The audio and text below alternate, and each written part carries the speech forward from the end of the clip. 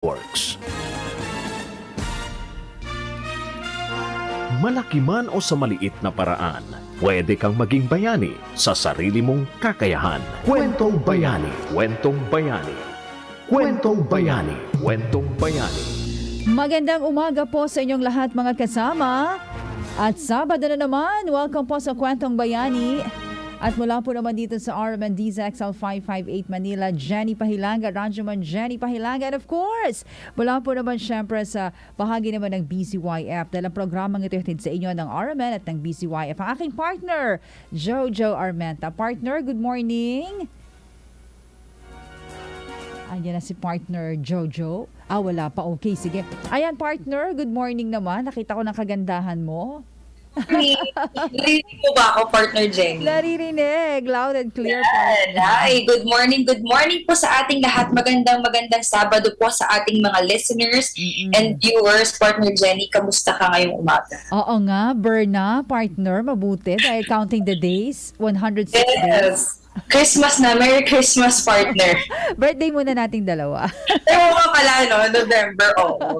At nafe-feel ko na rin yung, yung mix ng, wala nang masyadong ulan, yung mix ng simoy ng hangin na pa-December. Ay, gusto ko yan. Medyo mainit na din. Oo nga, sana magtuloy-tuloy, partner. Nako, at ngayong September 10 na ito, ano bang magiging kaabang-abang sa araw na ito para sa ating episode, partner Jojo? Of course, September po, we are celebrating in BCYF the Philippine Social Responsibility Month. So one of the core celebrations talaga yan ng BCYF na foundation. And it's we are going to invite guests na maririnig natin ang kanilang mga kwento on how they imbibe the personal social responsibility. So that's good. Kaya umpisahan natin, partner. Gusto nating malaman yan. Pero bago yan, tumutok ho kayo sa RMN DZXL 558 Manila. Partner, paki-like and share nila yung ating program at sa YouTube channel. Paki-like and subscribe. DZXL 558. Partner, excited na ako. Sino bang ating guest? Ako rin, excited na ako. Actually, he's not also very new in our in the foundation. Our guest for this morning po ay 2021 National Awardee for Most Inspiring Filipino Professional and Youth Leader in the Countryside by the East Pacific Luminaire Awards. And also 2022 National Awardee Most Remarkable Young Lawyer and Youth Advocate of the Year by the Dangal ng Lahi Awards. Of course, National Awardee siya ng Benita and Catarina Foundation CSR Youth Awards in 2019 for the Young Professional category. The founder and President Emeritus of Boris Youth Leadership Institute or BYLI.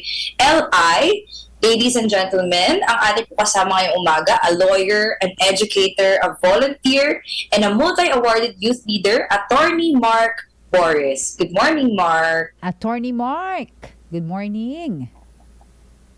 Good morning, Miss Jen and Miss Jojo. Thank you very much for inviting me in your program. Mabuhay kayo. Parang Napaka-fresh naman. Nahiya naman ako sa pagka-professional ni Attorney Mark, ha? Napaka-fresh. Oo. How are you? Batat lang. Yes. How are you, Attorney Mark, today? Mabuti naman po. I'm very, very happy to be a part of your program this morning. Thank you. Ayan. Ano ba yun? Tell us more something muna ba about yourself, Sir Mark? Ayan, pinagkakaabalahan.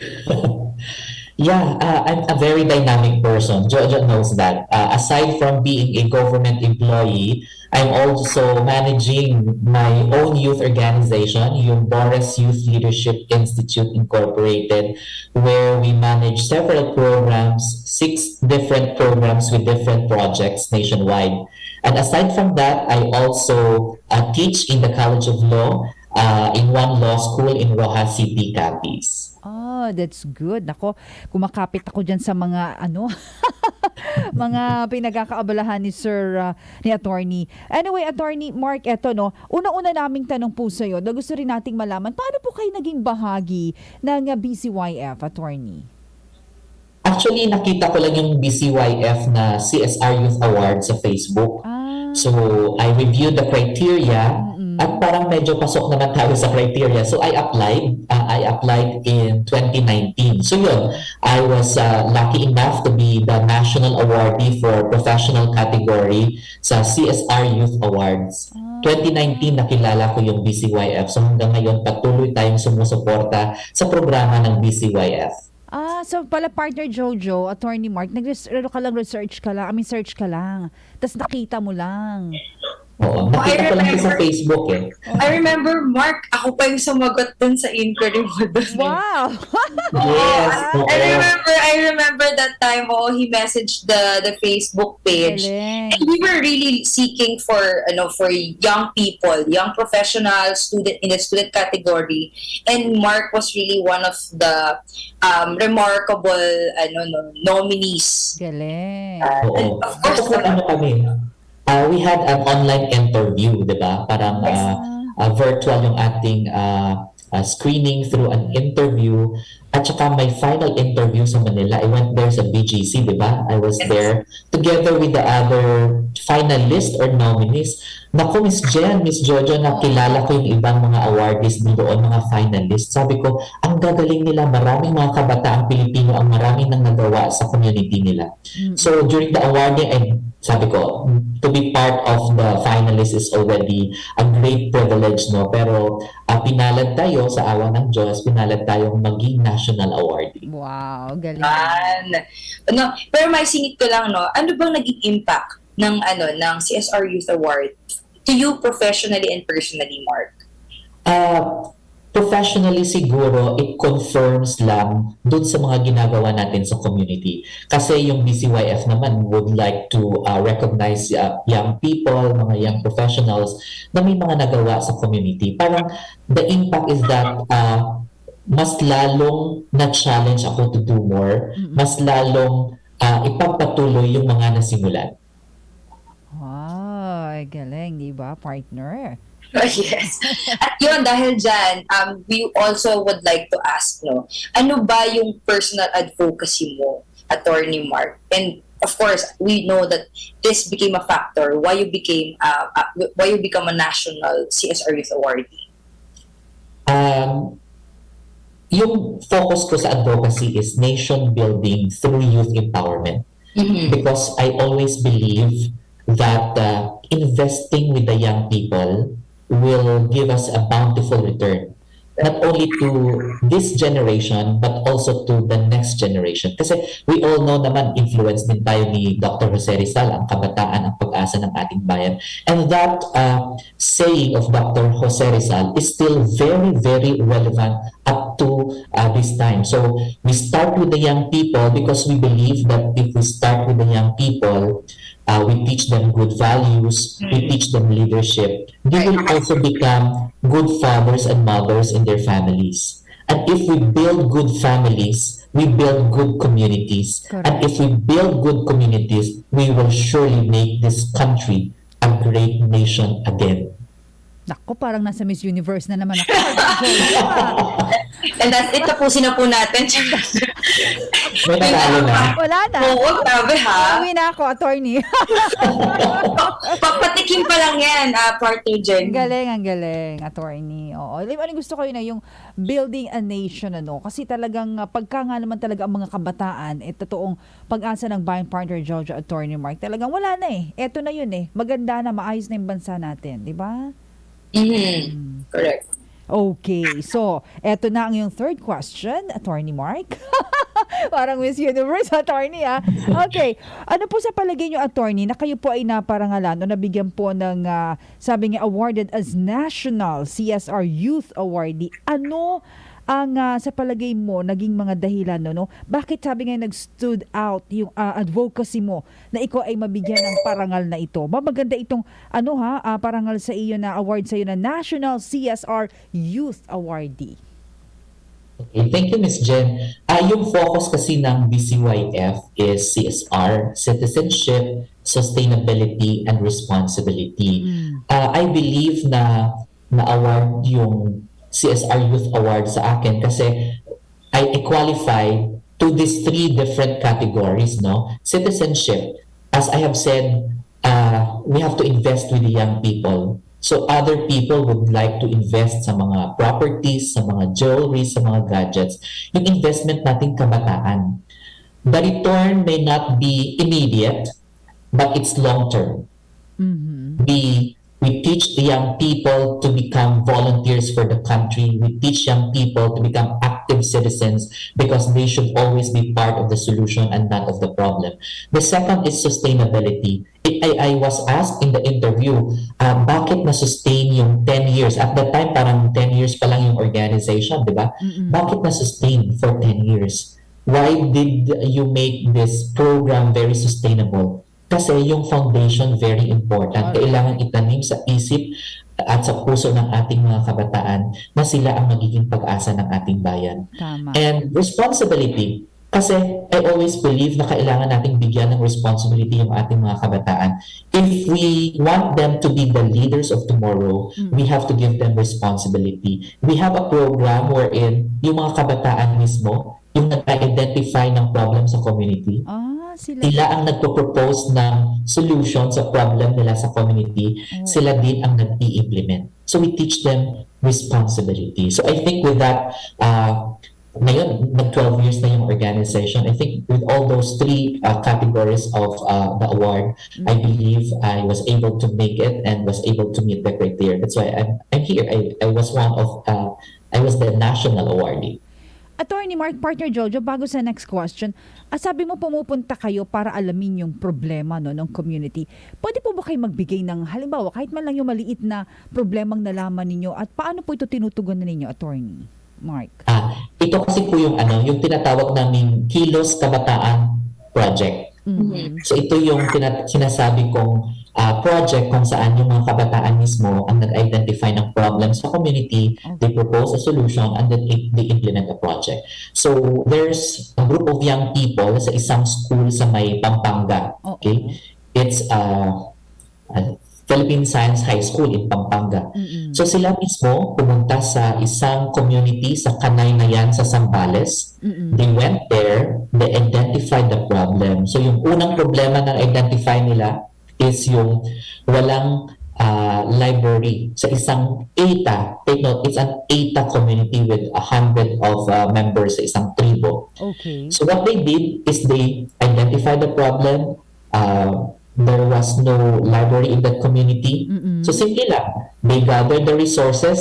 They used the fund that we gave, the 10,000 seed grant. They used that in order to put up a library in that ETA community. So yung mga kabataan pumunta sa bundok, sa Kanaynayan ng Zambales, and then were able to set up a library. So simple lang yung problema. Yung kabataan mismo nag-identify, kabataan mismo ang nag-provide ng solution, and with our seed grant of 10,000 pesos, they were able to implement that project. Kami mismo pumunta doon sometime in 2018. We went there, we saw the project, we saw the community, we saw how the project was implemented. Wow, isipin mo yan, library. Pero malaking bagay yun, partner Jojo. Yeah, totoo yan. Kasi Education literacy is very, very crucial, especially sa mga community na hindi naaabot ng tulong talaga ng government-wide, no? So it's good that there are initiatives like that you guys do para sa mga community. Ang question ko naman na follow-up doon ay, in your observation, Attorney Mark, ano yung epekto ng mga paggawa ng projects ito ng mga kabataan sa kanila mismo? Like, what were your observations that affects them? But like, ano yung impact ng mga ginagawa nila sa sarili nila, sa personal ng mga kabataang to? Simply lang, they're able to see themselves, right? They're able to see what they can do. They're able to see their own power. They're able to see that in just simple project, they can transform the community. Malaking impact yun sa kanila. Kaya with that impact, they can realize, or they were able to realize, that with their simple act of being a bayani, di ba? Being a hero, The word they bayani. were able to transform a community. Realization, they're part of that solution. They're part of identifying the problem. They're part of the solution. Simple acts can make them become a nakakabayani or bayani or hero. Oh, 'di ba? Bayani, kwentong bayani talaga. Yes. I relate mo yun, partner. Oo. At pero bago tayo magbigay ng ating susunod na tanong kay Attorney Mark, painumin muna natin siya ng kape o tubig. Attorney, partner, tayo muna magbibigay daan, Kuya Ray, sa ating ilang mga paalaala. Huwag po kayo nga alis, maganda ho yung usapan namin ni partner Jojo ni Attorney Mark. Pabalik po agad ang programang Kwentong Bayani. Dan 25. That time check was brought to you by ACS Manufacturing Corporation, ISO certified, world-class quality. Mga karamdaman ba ang problema mo? Subukan ang bago Santon Plus Gold. Santon Plus Gold. Mas pinalakas, mas pinahusan, mas pinagaling. Makatutulong sa paglunas sa mga pamamaga, bukol at iba pang karamdaman sa iyong katawan. Santon Plus Gold. Mabibili sa mga butika. Santon Plus Coffee Mix. Ako si Lizette, isa akong diabetic patient kaya medyo maraming bawal. Sana dito ang kape pero hindi ang Santon Plus Coffee Mix. Kakaiba to dahil ito ay may soya, malunggay at sangkong na maganda sa kalusugan. Santon Plus Coffee Mix. Kape na gamot pa. Mabibili sa mga butika. Pride Bar, hindi lang puti, kisla puti. Pag nilaban sa Pride Bar Blue, ang puting damit ay magiging Mas puti ito, mas puti ito, mas puti ito. sa Pride Bar Blue. Pwedeng hindi na ako magtina, anyel o bleach dahil ang Pride Bar Blue ay may power whitener na nanunuot sa bawat hibla. Kaya ang damit ay kisla puti at panayan pa sa kamay. Mas puti ito, mas puti ito, mas puti ito. Pride Bar Blue with power whitener. Di lang puti, kisla puti. Pride Bar Blue. Manufactured by ACS Manufacturing Corporation. ISO certified. World-class quality. ACS. Abangan ang muling pag-aarangkada ng Radyo Eskwela. Basta makinarya ng RCEF, libre! Santon Plus Herbal Capsule. Ako po si Angelica. May bukol po ako sa tuhod kaya hirap po talaga ako maglakad. Nag-take ako ng Santon Plus araw-araw. Isang buwan lang. Palit ang bukol ko. Epektibo talaga ang Santon Plus Herbal Capsule. Santon Plus. Mabibili sa mga butika. Para sa damit na ka-bloom sa bango, subukan ang Charm Fabric Conditioner. Charm Fat-Con, bangong gumagabloom. Charm Fat-Con, damit ay may bango ng salibong bulaklak. Charm Fabric Conditioner with Stay Fresh Technology. Damit ay ka-bloom sa bango. Charm Fat-Con, bangong gumagabloom. Charm Fat-Con, damit ay may bango ng salibong bulaklak. Charm Fabric Conditioner. Manufactured by ACS Manufacturing Corporation. ISO certified. World-class quality. ACS. Sa Metro Manila, DZXL. Radyo Trabaho. Ang tunay na gabay sa hanap buhay. Kwentong Bayani. Kwentong Bayani. Kasama si Jojo Armenta at Radyoman Jenny Pahilanga sa Kwentong Bayani. Oras na 28. Balik tayo sa programang Kwentong Bayani. Kasama pa rin po ang iyong Radyoman Jenny Pahilanga and of course my partner. Hello partner Jojo and Attorney Mark. Morning po muli sa ating lahat. Kasama po natin si Attorney Mark Boris, the founder of Boris Institute Incorporated. Ayan. Good morning ulit, Attorney Mark. Good morning again. Ayan. Okay. So eto na. Partner, okay na, no? Tanong ko na yung next question to Sure, Attorney go. Mark. Attorney, ano-ano po ito? Kasi ngayon, nagdaan tayo sa pandemya. Kumbaga, ito new normal na tayo. And in the coming days, pinag-uusapan na nga kung voluntaryo na lang ang pagsusuot ng face mask, partner, di ba? Attorney Mark. So eto na. Ano yung mga ano po yung mga challenges? Ayan, magandang pag-usapan yan eh. Ano yung mga challenges ninyo sa organization po ninyo ngayon that we are of course in the new normal? And please, ano po yung ginagawa din ninyo? Siyempre, pag may mga challenges, yung solution din. Sama na natin, Attorney. Sige. Mabuti naman at naitanong mo yan, no? So, 2020, nagsimula tayo sa pandemic. So, more than 2 years na tayo, di ba, na lumalaban sa pandemyang ito. We usually have training programs. We usually have outreach activities. And we usually have youth camps. Pero some of those programs were suspended during the pandemic. Pero we're able to continue with some other programs despite the pandemic. Ibig sabihin na to, patuloy na nabubuhay yung organization kahit na may pandemic. Alam naman natin, everyone was affected by the pandemic. Siguro yung major challenge namin dito is yung financial operation ng aming organization. So it was only mga 2 or 3 years ago when we started to collect membership fees from our active members. Kasi dati wala eh. We, out of sense of volunteerism, we personally contribute our personal resources. We solicit funds from partnerships with organizations and local government units. So yun yung major challenge namin kasi we all know yung mga members namin affected din with that pandemic. The other one is how do we keep them stay? May pandemic man or wala. Diba? We become a growing community of nation builders.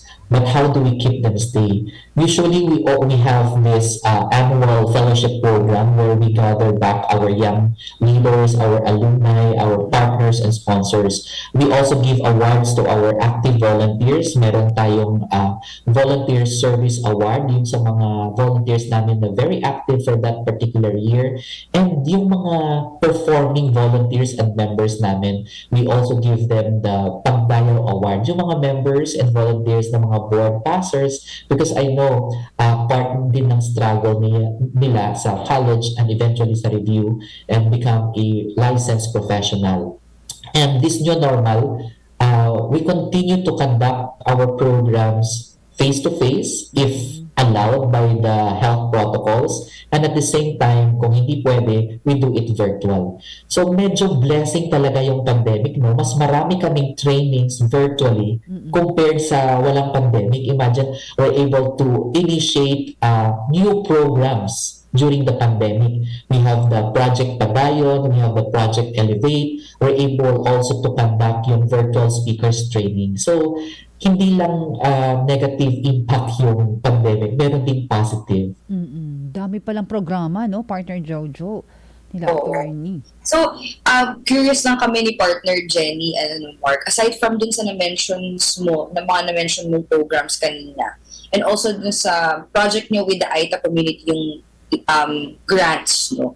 Ano-ano pa yung mga programang ginagawa nyo, even outside Western Visayas, that you think really create an impact? Siguro I would focus, aside from those Kilos Kabataan project where we were able to implement 12 projects in 11 different communities nationwide. Aside from that, I would siguro focus on the impact ng mga programa sa mga volunteers namin. You know, imagine Miss Jen and Miss Jojo, BYLI survived for the past 12 years because of our volunteers. Yeah. And we become a growing community of volunteers. Kasi we want to raise the standard of volunteerism in BYLI. If they have to spend their personal money for the community, then they have to. Yung impact nun kasi, they're able to build not only network but also family. They're able to see the vision, the bigger picture, kasi kailangan nilang makita yung vision. Kailangan nilang makita kung ano yung reason why you do the things, why you love to do the things you do. Kasi pag wala yan, wala. They will not stay. They will just be there for a moment, temporarily. So yung personal impact ng mga different programs, yung network na na-create nila, at saka yung realization that they are part of a bigger community. They're able to develop something greater than themselves. Galing, partner?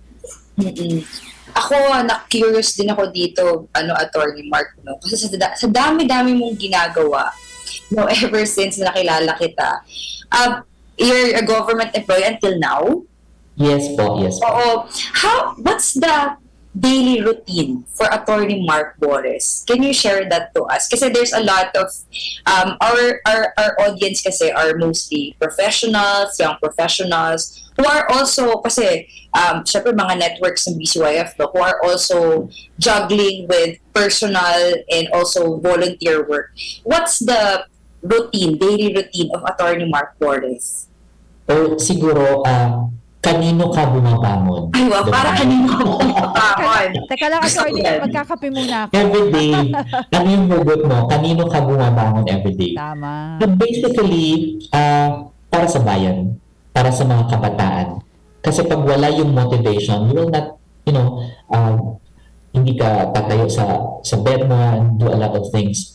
So usual routine ng government employee, di ba? You report to office, 8 in the morning, and then you go out 5 in the afternoon.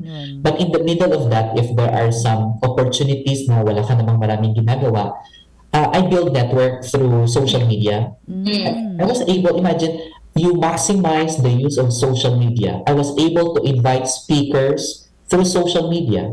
I was able to build network through social media. Like BCYF. Hindi ko kilala yung BCYF dati, diba? But because of the social media, yung responsible use of social media, we're able to build network. And in the evening, meron akong classes sa College of Law, sometimes MWF, sometimes TTH. And then yung weekends, of course, pag may time, we do volunteer work. Kung may mga activities kami, we do overtime work. Not only during weekends, sometimes during weekdays in the evening. And then, other than that, you spend time also with your family. You spend time with the young people. That keeps me alive. And look And young. looks, Looks young, oo. and you look young. Oo. Thank you. Parang nasa 20s pa lang no? Si attorney. Oo. Yung datingan Talaga ba? Actually, partner Jenny, before tayo mag-on air, minessage ko si Attorney Mark. Oh. He was also one of the regional finalists for 10 outstanding students of the Philippines in Western Visayas. Oh. And that's 2003. So, huwag yun na pong Alam na compete. nila.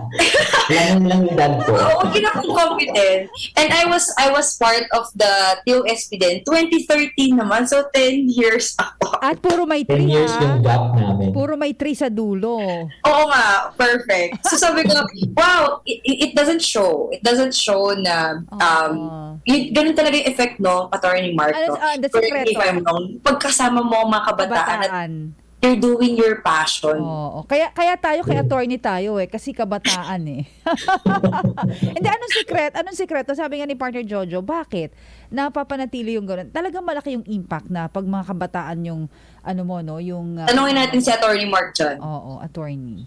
Oo, kasi you feel young if you are with the young people, di ba? Nakakasabay ka dapat sa mga nangyayari sa buong mundo, nakakasabay ka kung what is in and what is out. If it's part of your passion, by the way, when we talk about passion, you talk about suffering, di ba? Like Passion of Christ. You talk about suffering.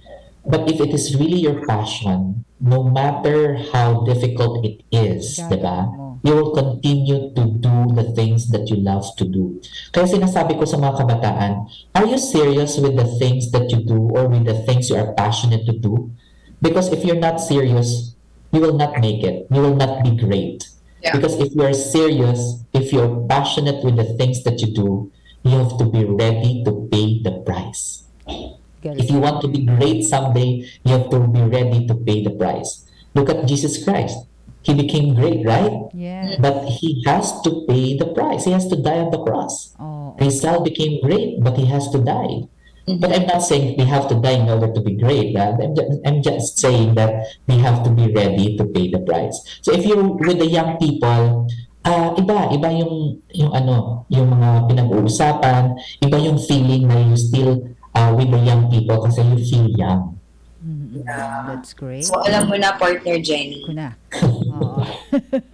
Kaya kay attorney tayo sasama. Young. Correct. At nakakatuwa naman dahil na-refresh din yung mga minds natin, and then na-refresh na if you're someone who's working full-time in a corporate or in government, and you're also passionate in doing volunteer work.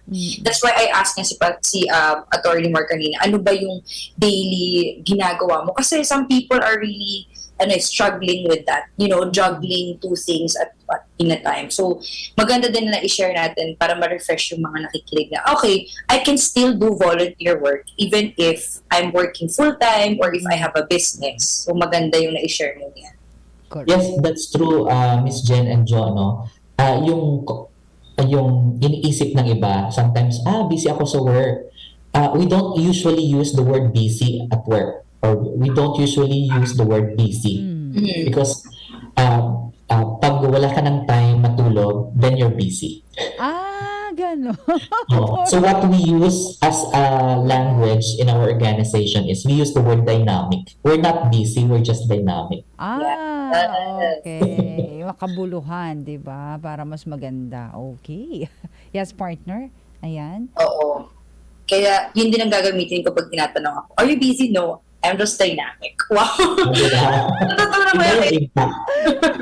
Natutunan ko yan kay Attorney Mark. Word for the day. Anong word for the day natin, partner? Dynamic. I'm not busy. Well, I'm not busy. I'm just dynamic. Yeah. Wow. Ay, thank you. Quotable quote. Thank you, Ito Attorney. naman, matanong ko kay Attorney Mark, ano ba yung mga strategies nyo in the organization that you guys use and implement para ma-communicate yung message nyo to your target audience? Malaki yung importance ng social media. We maximize, as I have said and as I have shared earlier, it's very important that we use social media and maximize the use of it because nandyan lahat yung mga kabataan. Diyan nila nakikita yung mga makabuluhang bagay at diyan rin nila nakikita yung mga hindi dapat nila makita, di ba? Or hindi dapat nila mabasa or hindi nila dapat marinig. Responsible use of social media. We communicate our message according to our core values. We communicate the message according to the values of the organization. We communicate the message according to the things that we want to do. So that's very important kasi yung iba, they just take a photo kasi nag-activity sila without any message at all. You will never inspire other people. Baka sabihin nila, pakulo lang yan, or sabihin nila, we just do it for publicity. So it's very important yung messaging through social media. And of course, very important then, as I will always emphasize, that you have to communicate the same message sa mga kasama mo sa organization, yung mga volunteers and members, kasi they have to see the vision, they have to see the message, otherwise they will be lost. Tama yan. Maganda yan. Pero ito kasi attorney, marami sa mga kabataan natin ngayon, siyempre sumunod din sa kagaya mong nangyapak mo, who wants to be, sabi nga, maging maganda. From you, attorney, kasi kanina marami tayong mga natututunan from you. Ang dami namin talagang natutunan ng mga magagandang ginagawa mo, achievements, of course, kasama yung youth organization.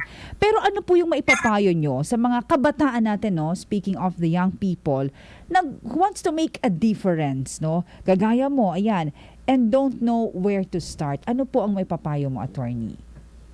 Maybe I can share two major things, and these are basic. Okay. Okay, number one siguro, they have to know their core.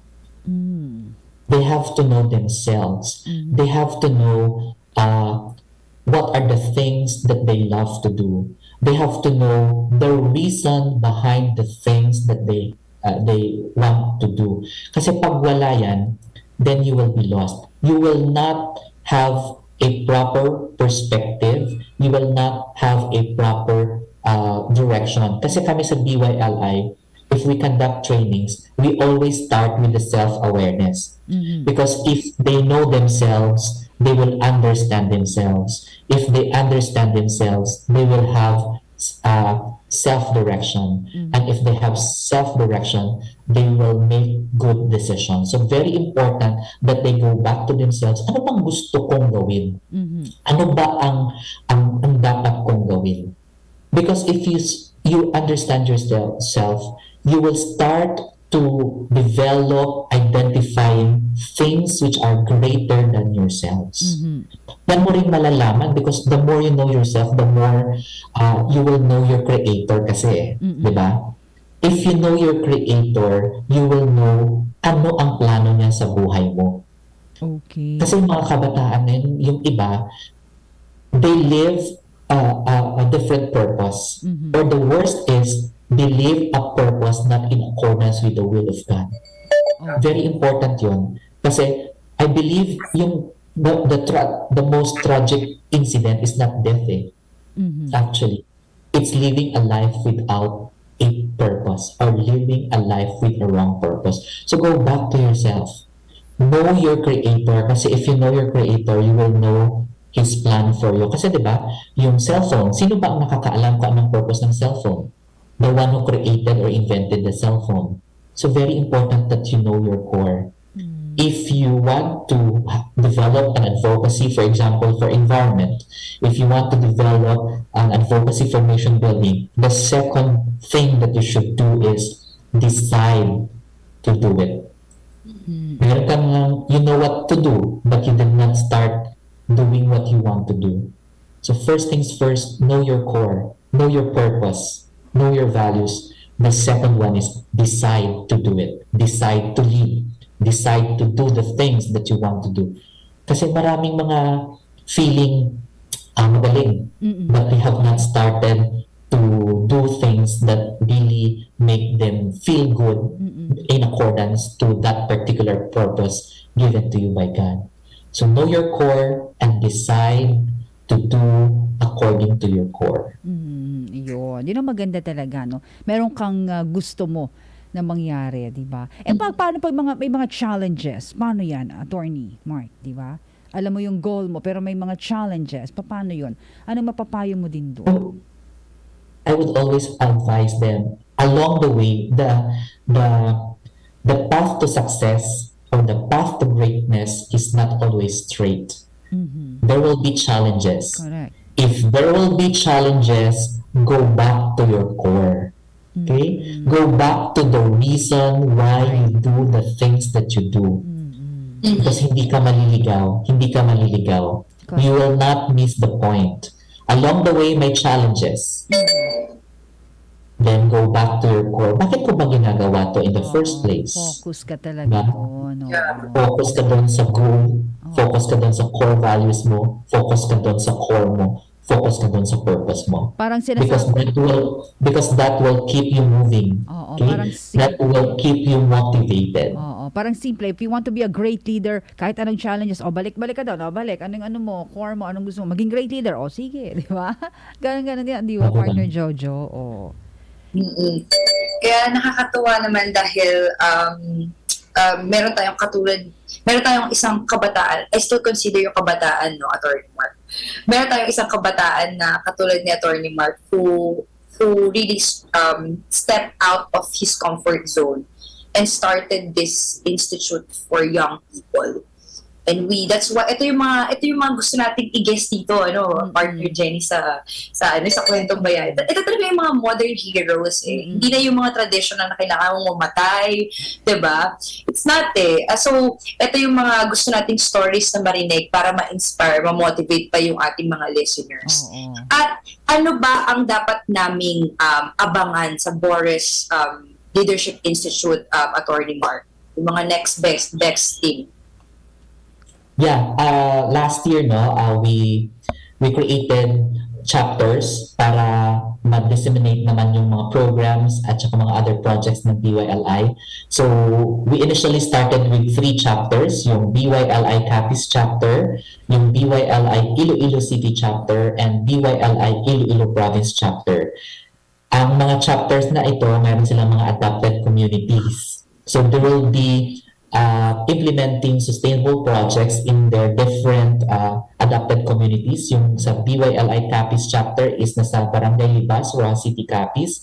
Yung Iloilo City chapter, meron silang adapted community sa Ahoy, Iloilo. At saka yung sa Iloilo Province chapter, meron silang adapted community sa Concepcion, Iloilo. And this coming months, we will also be launching our Kilos Kabataan for Social Enterprise. So ito naman, Kilos Kabataan, pero nakafocus lang siya sa social enterprise. And then we will be launching also our Batang Ilonggo shirt that will be part of our income generating project to sustain the different programs of BYLI. So it's a Batang Ilonggo shirt. Pag anak ka ng or pinanganak ka or may relatives ka from Iloilo, you can be considered a son or daughter of Iloilo. So watch out for that. Oy, dami ano. At ano yan magtatapos ng taon yan umaapaw ang mga programa. Correct. Attorney, di ba? Yan ang maganda. Okay. So attorney, halimbawa, yung mga kabataan natin ngayon gustong mag-join. Saan ba ka pwedeng bisitahin at makita namin yung mga programa ninyo? At saka pwede rin kayong sila pwede ba yun? Sila maging bahagi niyan? Paano po, attorney? Yes, they can visit our Facebook page, facebook.com/BYLI official, or i-type lang nila Boris Youth Leadership Institute Incorporated. They can also connect with us through, aside from Facebook, through Instagram and Twitter. Ayun, dami pala no, partner Jojo, lahat ma-reach out natin. Yes.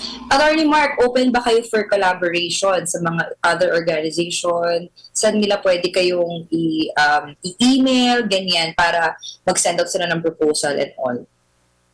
Yes, we are very much open to partnerships and collaboration. In fact, we highly encourage that because that's one of our goals. Yung goal 6 namin is partnership and establish network with different organizations of different from different sectors. So still they can reach us through our Facebook page, through our Twitter and Instagram.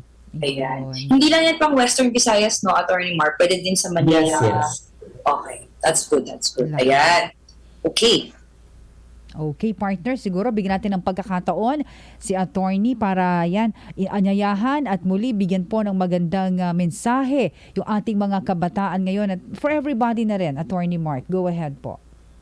Yes, thank you very much of DZXL for the invitation. Yung mensahe ko lang sa mga kabataan, know your core, develop something that is greater than yourself because we are not just alone in this world. We are part of a greater community. We are part of a global village.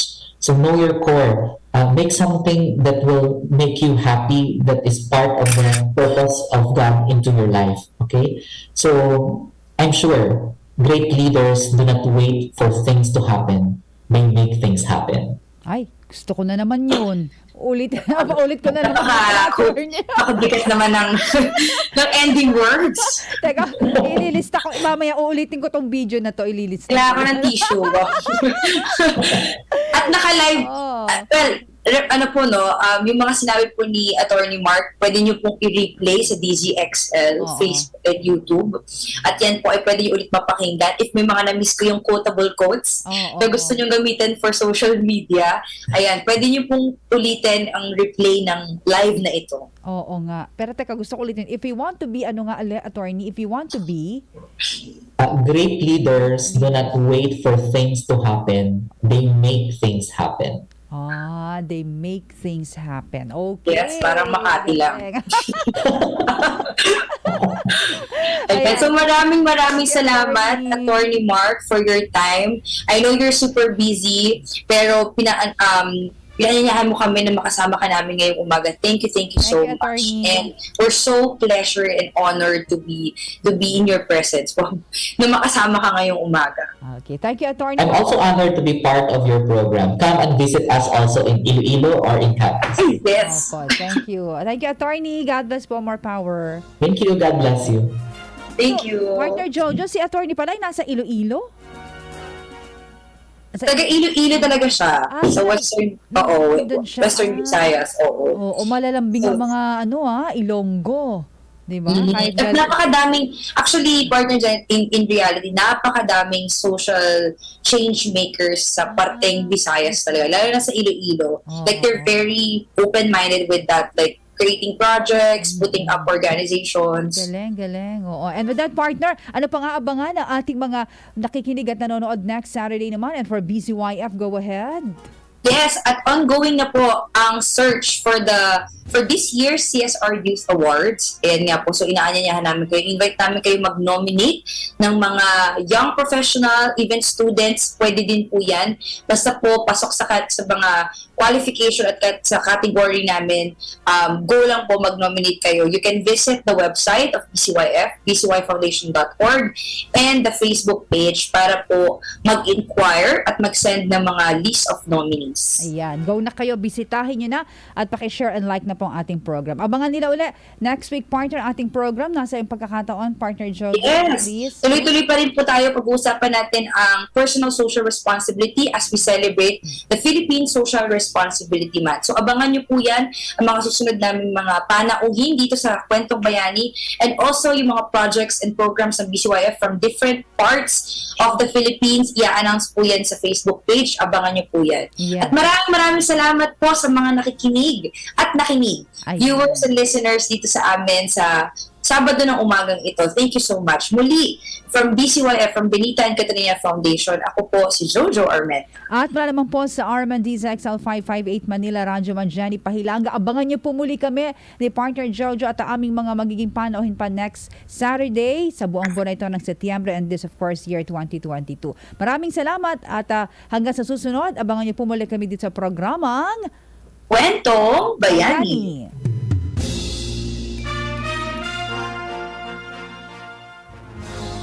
Marumi ba ang iyong